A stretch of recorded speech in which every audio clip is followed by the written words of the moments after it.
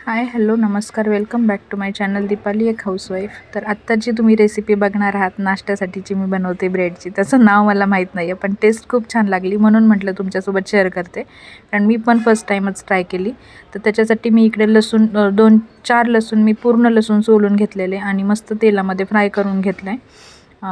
तर असं golden colour आल्यानंतर काढून घ्यायचं आणि 100 ग्रॅम बटर घालायचं आहे मिक्सरच्या भांड्यामध्ये. 2-3 क्यूब घातलेत मी चीजच्या आणि त्याच्यामध्ये एक मिरची घातली आहे 2 तुकडे करून अशी.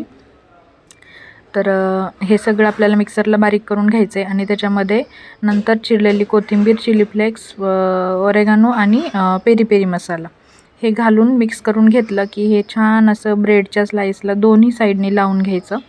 मस्त व्यवस्थित पूर्ण लावून घ्यायचं आहे ते ब्रेडला आणि असे एकावर एक ब्रेड ठेवून घ्यायचे. आणि हे सगळं मी करत असताना ओव्हन मी गरम करायला लावलेलं आहे, कारण मला ओव्हनमध्ये बनवायचं आहे हे. तर त्याच्यासाठी मी 210 डिग्रीवरती 15 मिनटासाठी ओव्हन लावला होता गरम करायला आधी. तर आता मी हे लावून घेते पूर्ण आणि खरंच याची टेस्ट खूप छान झालेली. आता मला नाव आठवत नाही आणि मी नंतर बघितलं पण नाही. एकदा पाहिली होती रेसिपी तर डोक्यात होतं की मला हे करायचं आहे. आज संडे होता तर म्हटलं चला ट्राय करून बघूया कशी लागते टेस्ट. मस्त लागली, काही हरकत नाही आहे ट्राय करायला तुम्ही पण. चीज वगैरे भरपूर असतं त्याच्यामुळे मुलांना आवडेल आणि तुम्हाला पण आवडणार, कारण आता चीज वगैरे कोणाला आवडत नाही ना जास्त. तर हे असं फायनल लुक मी असं लावून घेतलं हे सगळं आणि त्याच्यावरती मी परत चीज खिसून टाकलेलं आहे आणि पेरी पेरी मसाला बटर छान वितळून त्याच्यामध्ये मिक्स करून असं चमच्याने सगळीकडून वतलेलं आहे. तर इकडं आता ओव्हन पण गरम झालेलं आहे आपलं आणि तर हे मी आता असं ॲल्युमिनियम फॉईल पेपर भेटतो त्यांनी असं झाकून ठेवलं आहे वरून पण, चीज जास्त जळू नये म्हणून. आणि आता हे ओव्हनमध्ये ठेवून दिलेलं आहे 210 डिग्रीवरती 20 मिनटासाठी. आणि त्याच्यानंतर हे पाहू शकता तुम्ही फायनल असा लुक झालेला आहे ह्याचा. आणि हे टेस्ट तर एवढी छान झालेली, ह्याचा वास एवढा भारी येत होता की खूपच छान. आणि मुलांना पण खूप आवडलं घरात, म्हणजे आम्हाला दोघांना पण खूप आवडलं. तर ट्राय करायला हरकत नाही आहे, करून पहा तुम्ही. नाव मला माहीत नाही आहे पण रेसिपी सिंपल आहे, तर एकदा पाहिली तरी लक्षात राहील. आणि ह्याच्यानंतरची आपली रेसिपी आहे मटनची. तर श्रावण संपलेला आहे आणि आज होता संडे तर आणलं होतं मटन. तर म्हटलं चला तुमच्यासोबत शेअर करते. तशी मी 1-1.5 महिन्यापूर्वी मटनची रेसिपी शेअर केली होती श्रावण चालू व्हायच्या आधी. आणि मटण घेऊन येईपर्यंत म्हणजे माझं भाकरी वगैरे बनवून झालेल्या. तर इकडं आता कुकर गरम होतंच आहे, तोपर्यंत म्हटलं भाकरी भरून घेते आता डब्यामध्ये, कारण त्या थंड झाल्या होत्या छान आता कांदा वगैरे चिरून घेईपर्यंत, मटण चिरून घेईपर्यंत. तर भाकरी मी डब्यामध्ये भरून घेतल्या आणि त्याच्यानंतर आता मटणच्या रेसिपीला सुरुवात केली, मटण बनवायला सुरुवात केली. आणि मस्त आता कुकर गरम झालेला आहे.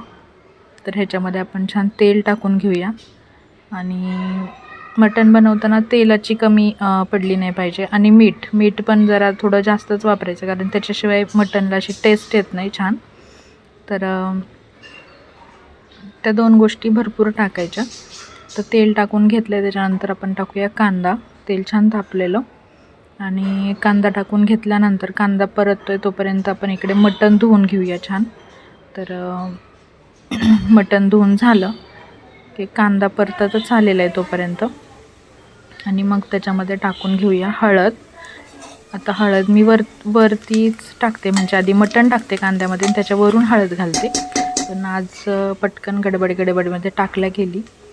तर तुम्हाला जसं आवडेल तसं तुम्ही करा. आणि आता हळद वगैरे गरम झाल्यानंतर छान त्याच्यामध्ये मटण टाकून घेतले धुतलेलं आणि मीठ घातलं आहे मस्त. आता मीठ घातल्यानंतर मिक्स करून घेतलं आणि बारीक चिरलेली कोथिंबीर सगळी मी त्याच्यावरून टाकून घेतली आहे. भरपूर कोथिंबीर टाकायची मिठाचं मटण होईल पहिले मटण उकडतानाच. आणि इकडे आता बारक्या गॅसवर कुकर ठेवून घेतला आहे आणि पाणी गरम करायला ठेवलं आहे एका साईडला त्याच्यात ओतायला. तर बघू शकता कुकरचं झाकण मी लावलेलं नाही आहे, फक्त वरून झाकलं आहे वाफ काढायला एक. आणि इकडं पाणी उकळलं आहे, तसंच मटण पण इकडं छान उकडतं आहे असं त्याच्याच पाण्यामध्ये मस्त पाणी सुटलं आहे. आता हे उकळलेलं पाणी आपण कुकरमध्ये ओतून घेऊया आणि कुकर लावून घेऊया. तुमच्या अंदाजाने तुमच्या कुकरला जेवढ्या शिट्ट्या लागतात त्या प्रमाणामध्ये मटण शिजवून घ्या. शिट्ट्या त्या तुमच्या अंदाजाने करा. आणि आता इकडं तोपर्यंत कुकरमध्ये मटण शिजतं तोपर्यंत मी इकडं फुटाणे खोबरे आणि कोथिंबीर घेतली, जे मी छान खोबरे वगैरे चिरून घेतले, बारीक फुटाणे साफ करून घेतलेत. आणि आता खोबरे वाटून घ्यायचे. खोबरे आणि कोथिंबीर कच्चंच म्हणजे खोबरे वाटून घ्यायच्यात सुकलेले, आणि फुटाण्यामध्ये राहिलेली कोथिंबीर मस्त वाटून घ्यायची पाणी टाकून. तर आता मटण शिजलेलं आहे. मस्त मी मिठाचं मटण असं साईडला काढलेलं आहे आणि पाणी मिठाचं जे आहे ते ठेवलं आहे आपल्याला मटण काढायला टाकायला. तर पातेलं ठेवलं, त्याच्यामध्ये तेल वगैरे ओतून खोबरे वगैरे मस्त तळून घेतले आणि मसाला टाकला आहे, घरचा मसाला आपला जो तिखटवाला असतो तो.